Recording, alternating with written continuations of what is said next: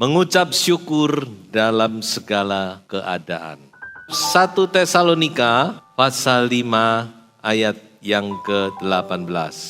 Mengucap syukurlah dalam segala hal, sebab itulah yang dikehendaki Allah di dalam Kristus Yesus bagi kamu. Yang kedua, dalam segala keadaan hendaklah kalian bersyukur, sebab itulah yang Allah inginkan dari kalian sebagai orang yang hidup bersatu dengan Kristus Yesus. Alkitab menubuatkan, dan itu memang sudah terjadi ya, bahwa di akhir zaman ini orang sudah tidak tahu lagi berterima kasih. Yaitu di dalam 2 Timotius pasal 3. Salah satu ciri akhir zaman yaitu orang tidak punya rasa terima kasih. Baik dalam keluarga, baik dalam kehidupan bermasyarakat, sudah tidak tahu bersyukur. Tetapi kita sebagai orang percaya, firman Tuhan tetap mengajar kepada kita, minta, memerintahkan bahkan, supaya kita tahu mengucap syukur. Amin, saudara. Lawan dari mengucap syukur itu apa? Bersungut-sungut. Orang yang tidak tahu mengucap syukur itu, dia pasti akan bersungut-sungut. Ngomel, suka komplain ya. Mengeluh, protes, tidak puas. Dan pada akhirnya dia akan menjadi pemberontak. Itu sudah tidak bisa, tidak saudara. Orang yang terus tidak bersyukur, yang tidak tahu berterima kasih, satu saat dia pasti akan berontak, melawan. Dan saudara ingat, itu ciri bangsa Israel.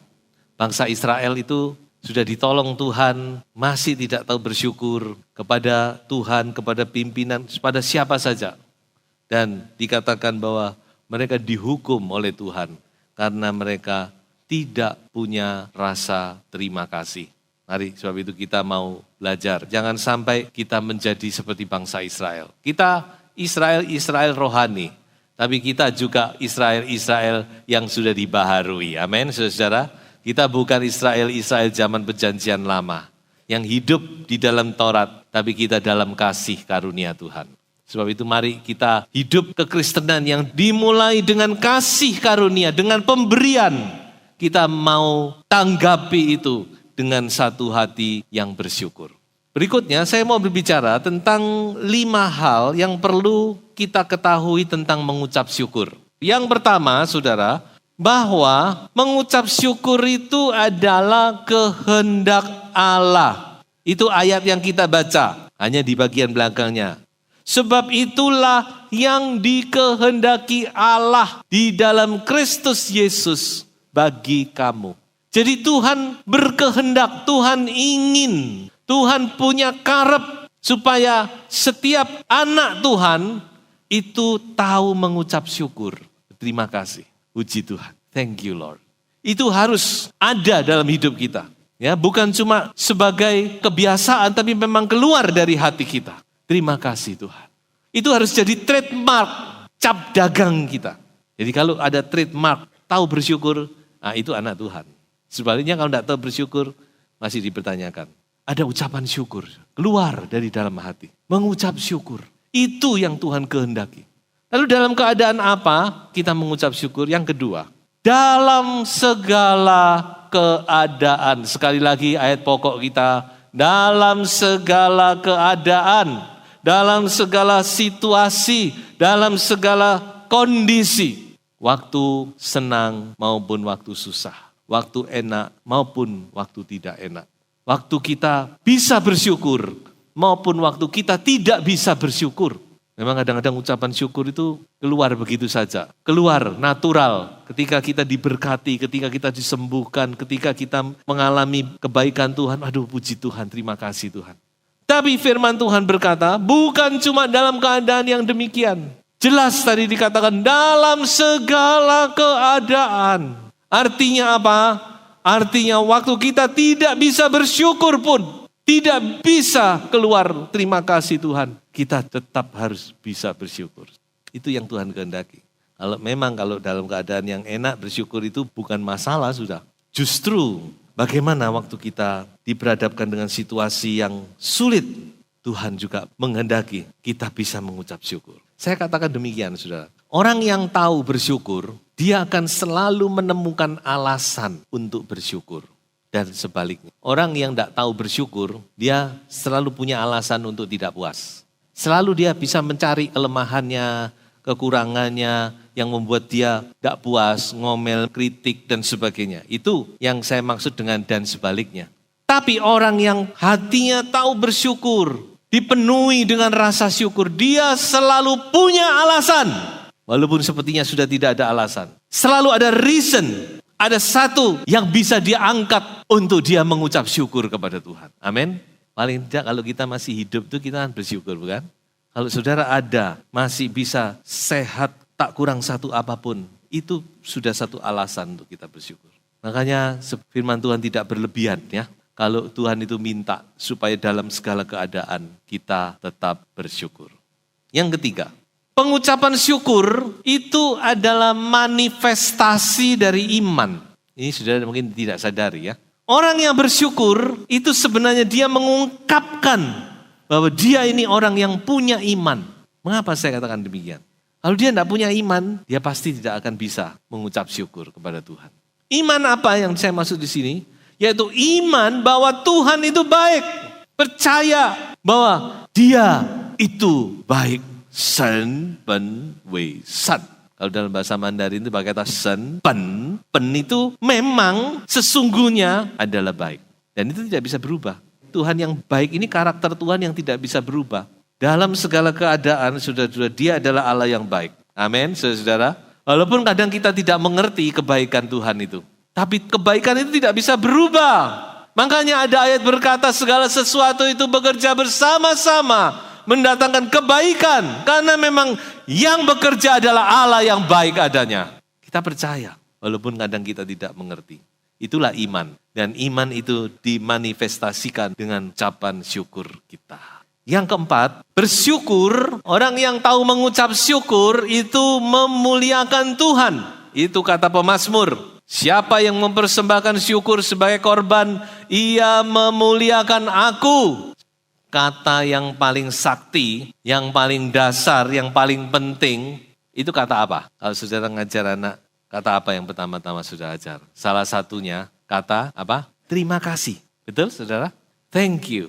Terima kasih. Kita bersyukur dengan kata Indonesia, terima kasih. Itu hebat loh saudara. Tidak ada bahasa lain yang seperti bahasa Indonesia, terima kasih. Kenapa kok terima kasih? Karena kita sudah mendapat kasih. Betul? Sudah diberi itu kan kasih. Sudah terima kasih. Saya terima kasih-Mu. Jadi ketika kita mengucap syukur terima kasih Tuhan. Artinya apa? Kita menghargai bahwa kita sudah menerima kasih Tuhan. Amin, saudara. Ya, makanya ajar dan jangan terlalu mahal terima kasih. Kadang-kadang orang sulit berterima kasih. Udah dikasih masih tidak tahu terima kasih itu yang firman Tuhan katakan. Enggak tahu terima kasih. Bersyukur, orang yang tahu bersyukur itu dia tahu menghargai. Dia menyadari bahwa semua yang dia terima itu adalah kasih Tuhan. Kasih karunia Tuhan. Sebab itu dia berkata, terima kasih Tuhan. Saya itu dikatakan tadi bersyukur itu memuliakan Tuhan. Ketika kita bersyukur, Tuhan berkata dia memuliakan aku. Dia menghargai berkat-berkat yang aku beri.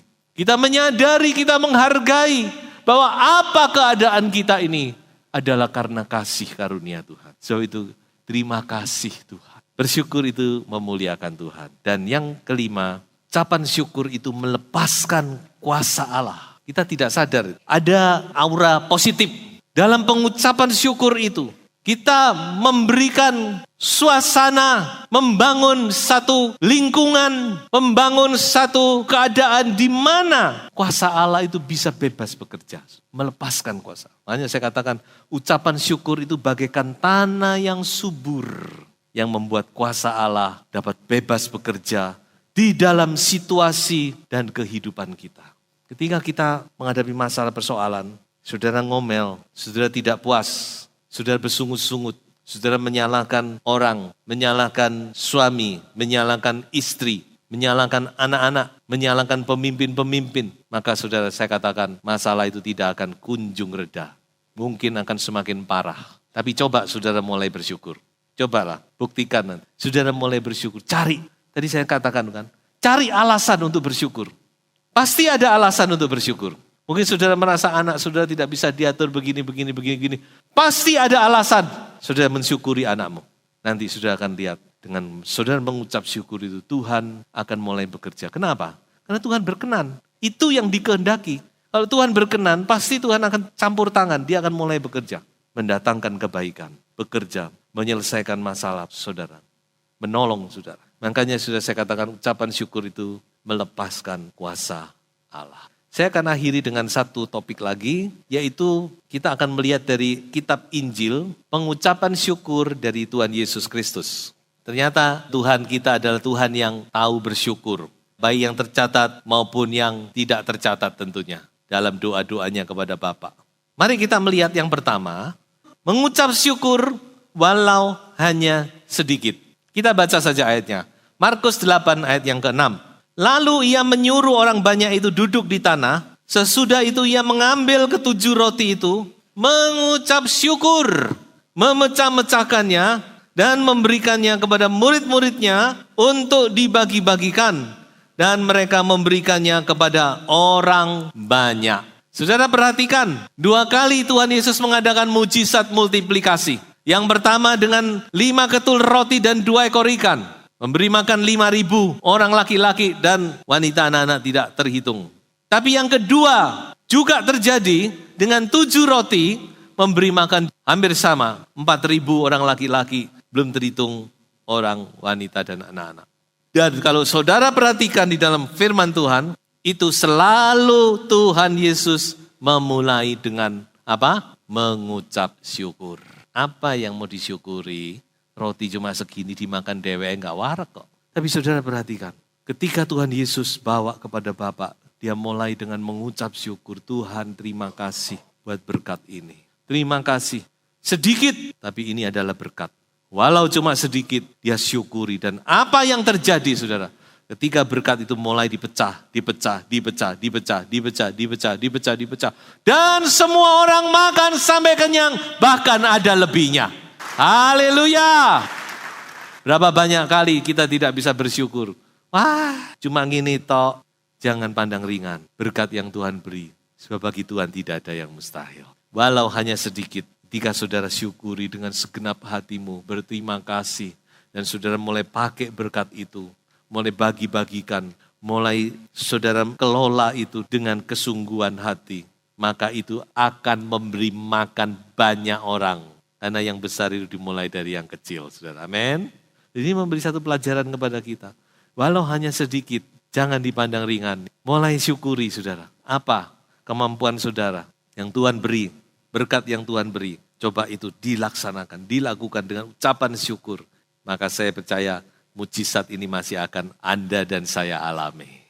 Yang kedua, Tuhan Yesus mengucap syukur atas hal-hal atau orang-orang yang kecil atau yang sederhana. Ada satu saat Tuhan Yesus berdoa, Bapa terima kasih karena Tuhan sudah memberkati. Bukan orang-orang yang hebat, tapi orang-orang yang sederhana ini. Orang-orang yang kecil ini. Dalam bahasa asli kata kecil di sini dipakai kata baby, bayi-bayi. Saya katakan ini adalah bukan cuma orang tapi hal-hal yang kecil. Bersyukur saudara. Kita ini seringkali hanya melihat hal-hal yang besar ya. Kalau kita diberkati dengan rumah yang besar, rumah yang nyaman, mobil yang mewah, nah itulah saya baru bisa bersyukur. Saudara kita lupa melihat hal-hal yang kecil itu pun adalah hal-hal yang dapat kita syukuri. Memang manusia itu selalu ndak puas. Kapan manusia itu baru bisa sadar? Kalau saudara sakit, baru saudara menyadari betapa kesehatan yang Tuhan beri itu patut disyukuri. Semua yang Tuhan beri itu ternyata sangat indah berharga. Coba orang yang maaf kata, yang kurang penglihatannya, bahkan yang tidak bisa melihat. Kalau dia bisa melihat seperti yang kita lihat sekarang ini, itu sudah bersyukur seumur hidup. Tapi kita yang bisa melihat, bisa menikmati, bisa semua, kita tidak tahu bersyukur. Orang yang tidak bisa nafas, saya sudah banyak melihat orang yang sudah nafasnya sudah dibantu dengan respirator, baru ngerti. Nyata nafas itu, kalau kita bisa menghirup itu, betapa itu hal yang patut kita syukuri. Ayo semua menghirup ya. syukur ya. Bersyukur atas hal-hal yang kelihatannya kecil dan sederhana. Bersyukur walau belum melihat. Ini kasusnya waktu Tuhan Yesus berdoa di pinggir atau di depan kuburan Lazarus. Coba kita baca ya. Yohanes 11 ayat 41. Maka mereka mengangkat batu itu. Lalu Yesus menengadah ke atas dan berkata, Bapa, aku mengucap syukur kepadamu karena engkau telah mendengarkan aku. Padahal Lazarus belum bangkit, tapi dia sudah percaya. Ya, belum melihat kenyataannya. Aku tahu bahwa engkau selalu mendengarkan aku. Dan seterusnya. Bersyukur. Walau belum melihat jawaban doa saudara. Melihat kenyataan. Tuhan Yesus masih belum melihat Lazarus dibangkitkan. Belum. Tapi Tuhan bersyukur, Tuhan terima kasih Bapak, terima kasih. Karena aku tahu engkau selalu mendengar doaku. Ini iman. Tapi saya katakan ini bersyukur walau belum melihat. Karena Tuhan berkata, apa yang kau doakan, engkau harus percaya bahwa engkau sudah menerimanya. Betul? Markus toh? Apa yang Anda doakan, Anda harus percaya bahwa Anda sudah menerimanya. Kalau Anda sudah menerimanya, lalu apa lagi yang bisa kita lakukan? Kecuali kita bersyukur, bukan? Terima kasih Tuhan sudah mendengar doaku. Walaupun belum melihat. Ini rangka iman, saudara. Mari kita praktekkan ya. Seperti Hana dalam 1 Samuel. Ketika dia percaya kepada perkataan Imam Eli, Tuhan sudah mendengar doamu, pulang dengan damai sejahtera. Langsung dia segala risaunya, segala susahnya hilang. Dan dia dikatakan mau makan dan sebagainya. Bersyukur walau belum melihat. Dan yang terakhir, yang berkaitan dengan kita, bersyukur walau diperhadapkan dengan tantangan. Waktu Tuhan Yesus mengadakan perjamuan terakhir bagi murid-muridnya, firman Tuhan mencatat, lalu dia mengucap syukur kepada Bapa. Kemudian dia pecahkan roti, kemudian dia bagikan anggur. Saudara tahu, Tuhan Yesus mengucap syukur ini bukan sekedar mengucap syukur.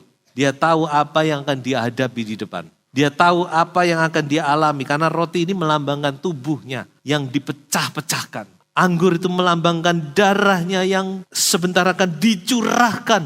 Jadi dia tahu tubuhnya akan dihancurkan. Dia harus mengeluarkan darahnya. Tapi dia tetap bersyukur kepada Bapa. Saya katakan walau diperhadapkan dengan tantangan. Kadang kita tidak bisa bersyukur ya. Menghadapi masalah persoalan yang begitu berat di depan. Kita tidak tahu harus berbuat apa.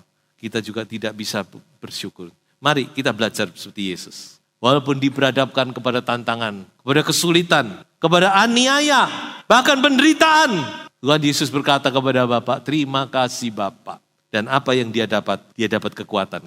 Dia dapat kekuatan untuk melewati semua dan kemenangan. Dia menang karena Tuhan Yesus mengucap syukur kepada Bapa. Sebab itu saya katakan tadi, ada kuasa yang bekerja dalam pengucapan syukur. Saya tidak tahu apa yang Bapak Ibu Saudara hadapi. Mungkin ada keadaan-keadaan di mana sulit untuk menaikkan syukur. Sulit untuk berterima kasih. Tapi firman Tuhan berkata, mengucap syukurlah dalam segala hal. Simpulan kita, mari kita belajar bersyukur dalam segala situasi dan kondisi.